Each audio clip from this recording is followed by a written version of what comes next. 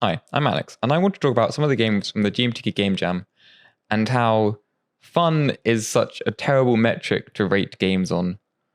These games weren't that fun, but to have fun as a metric, I think, is ridiculous. These games were reflecting life, and life isn't always fun. And to turn around and say they're less valid because the fact they're not fun is just, again, ridiculous. And fun is also being used as a metric for other game jams to compare these games. And I think, again, games should not be compared on whether they're fun or not. Games are experiences, and they should be compared on how engaging they are. A game jam is when you have a set theme and a set amount of time in order to make a game. So this game jam, you had 40 hours, and you had the theme of out of control. And there were many different ways for people to explore this theme.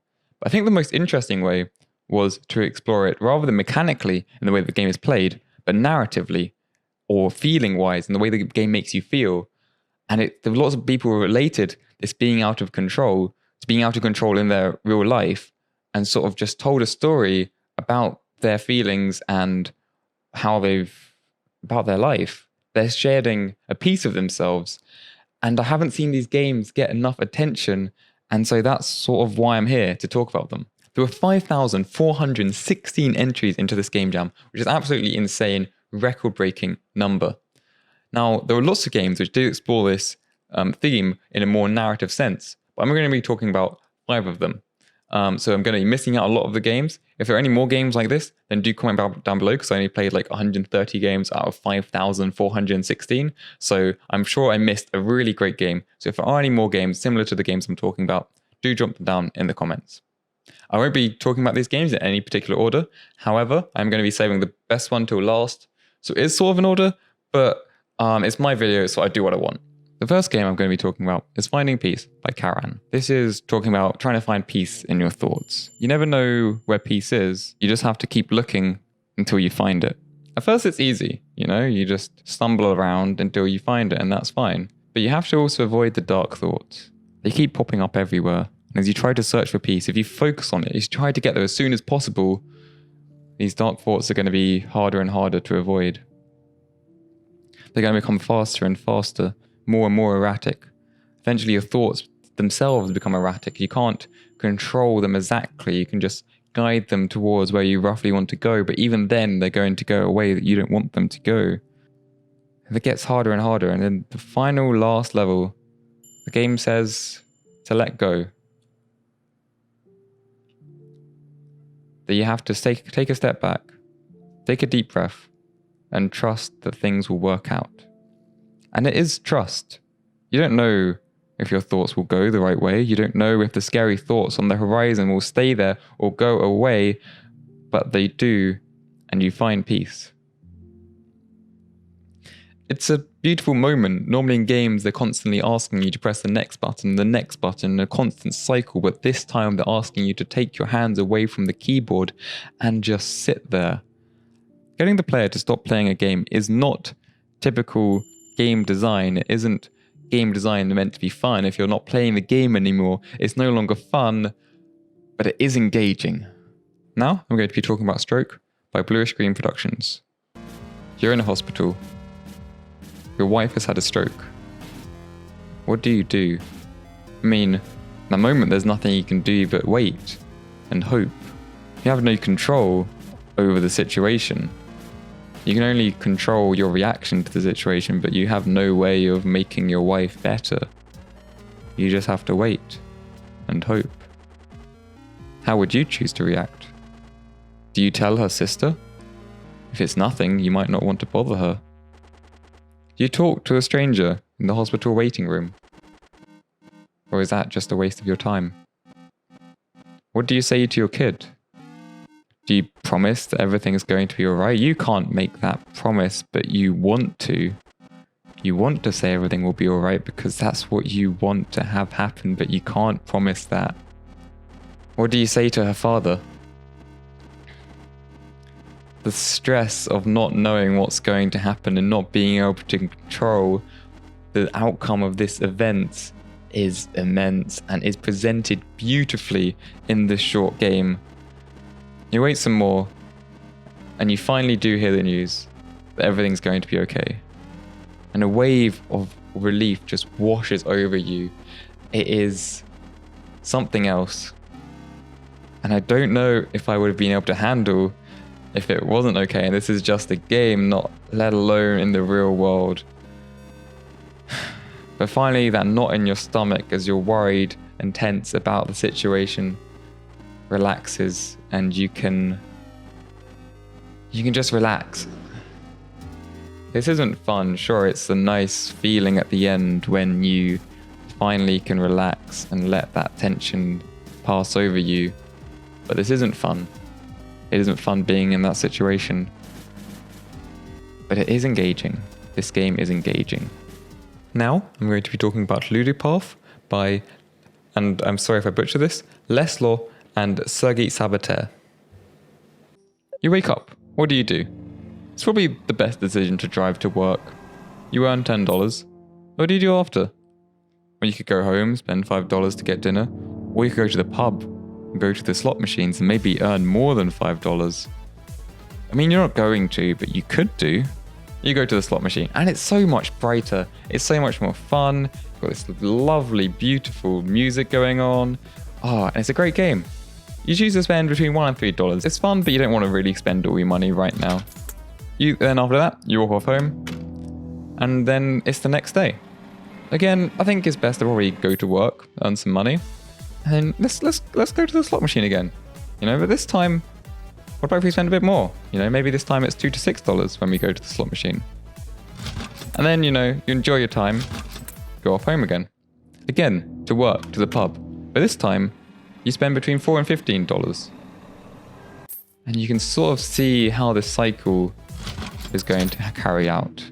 The next day, you're about to head to work, but you can't. You decide to go to the bar instead. You spend between $5 and $20. You already had a pint. You probably should head off home. But no, something tells you should go into work. You're not allowed to go home yet. You drive off to work and you crash your car because you were drinking. And you go back home afterwards. And the next day, you don't have enough money to repair your car. You don't have enough money now to go to work to earn more money. And so, you have to go back to the slot machine. And you have to try to win back your money in order to be able to fix your car, in order to try to not go broke. And that's your only choice that you have available to you. But you're not going to win money at a slot machine. Every day you go, you can spend more money now, $7 to $25. You spend it, you lose it, you go home, you go to the bar the next day. The minimum spend is $10. You can't spend the maximum spend because you've already lost that money. You play. No, you won't eat tonight if you don't win. You run out of money. Game over. It's your game about how easy it can be to get into dark spirals. And I feel like it exemplifies perfectly how quickly things go out of hand for someone. The slot machine was fun, but once you realize that it's required, otherwise you're going to go broke, then it becomes a bit less fun. And the overall story is not fun at all. But it's pretty engaging. Now I'm going to be talking about Quaking by NK13. It's your first day of a new school year, and you've been put into the gifted students, but you're not sure if you belong. You don't know anyone in this new class, and you're struggling with the content. Everyone seems to be finding the lessons far easier for them than you. You need more help, but you don't want to disturb the class. Your new friend also finds the content easy. You don't want to look stupid in front of them. You take a test, but you can't concentrate on it. You've got a sick feeling in your stomach. You have a voice in your head saying you can't do it. Eventually, the test ends. The next day, you get the results. Everyone else in the class passed, but you didn't. Class after class, it feels like you're falling more and more behind. You try to focus at homework at home, but you can't quite focus on it. It feels like it's pointless anyway. After a number of days, in the hallway, your old teacher comes up to ask about you. You debate telling him the truth. I personally did, as I knew there was a bad ending this game. I didn't really feel like handling that at the moment. So you say you're finding the content really hard, and you feel like you should be in the other class, in the non-gifted class, where you feel like you belong. And your teacher says you do belong, and suggests that why you're not succeeding is nothing to do with your ability. And he suggests you go to the school counsellor. You do, and you have a conversation with them. And it explores self-doubt, about how none of your actual issues were about your ability, but the way you were feeling. And there's nothing wrong with that. You just have to learn to handle it and learn how to cope with the way that you're feeling. It talks about comparing yourself to your peers and how that's a futile effort. It talks about how everyone learns differently, and so you have to find out what works out for you.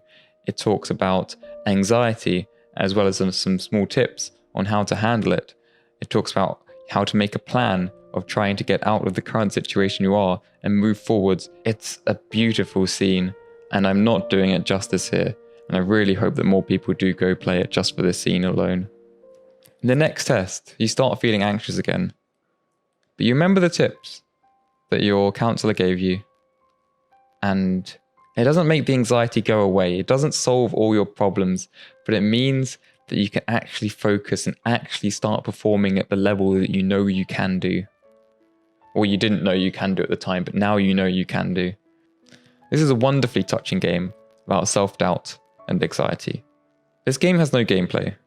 It's a visual novel, but that doesn't mean it's less valid. This game is very engaging, but it wasn't very fun. But that doesn't mean it's not a good game. Now I'm going to be talking about Losing Time by Eric Coburn. This game is amazing and didn't get enough ratings for it to be in the top 100, but it was the closest out of all the games I've talked about. And I want more people to see this because it is so beautiful. You get a phone call. You reach over to pick it up, but your finger can't quite go to that accept call button. You decline the call. Your friend starts asking about you, and so you start a text conversation. You start talking about your depression, about how you can't do the simplest tasks. You keep on trying to put the cube into the square hole, but you just can't. There's something that's preventing you from doing that as much as you try.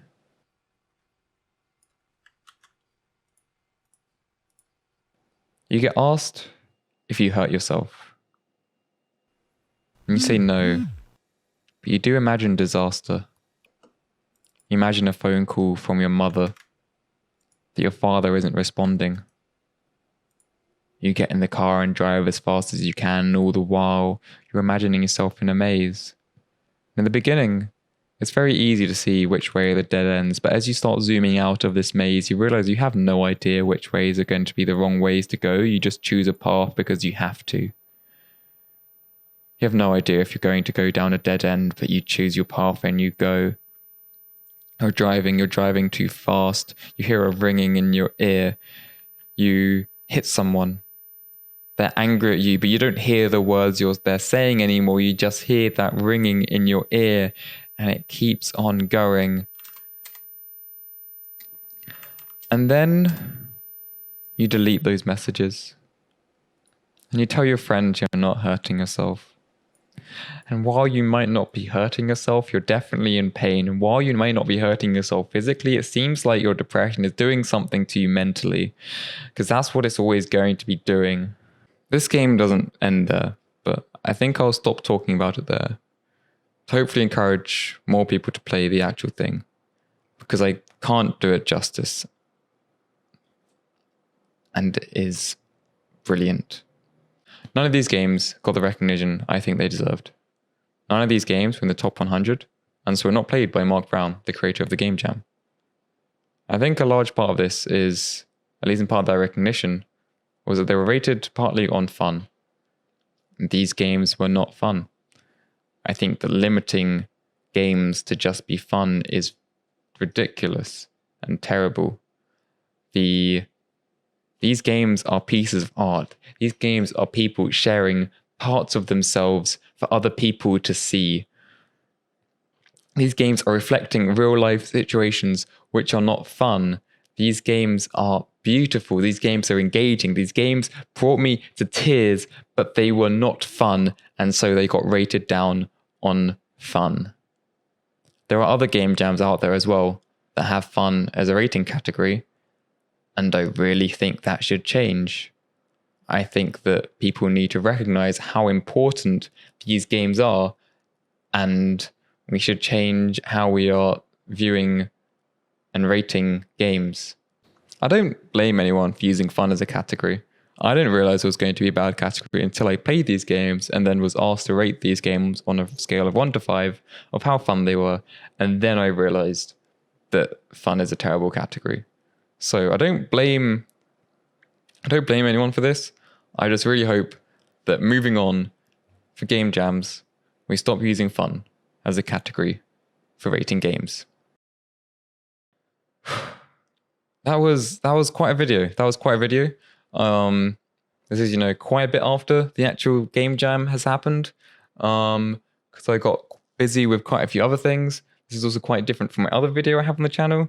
But if you are interested, you could check it out. It's also going to be quite different from the future videos I'm going to have on the channel. I'm going to be talking about more of my development of the game. This game was made as part of the GMTK Game Jam, but we're developing it into a full VR game with a non-VR mode as well. So if you're interested, you can follow me here. Also, I stream on Twitch, stream on my development on Monday, Wednesday, Friday. So you could check me out over there. There's also the buttons if you want to like, dislike, subscribe, and the bell. You can press those. Very much appreciated.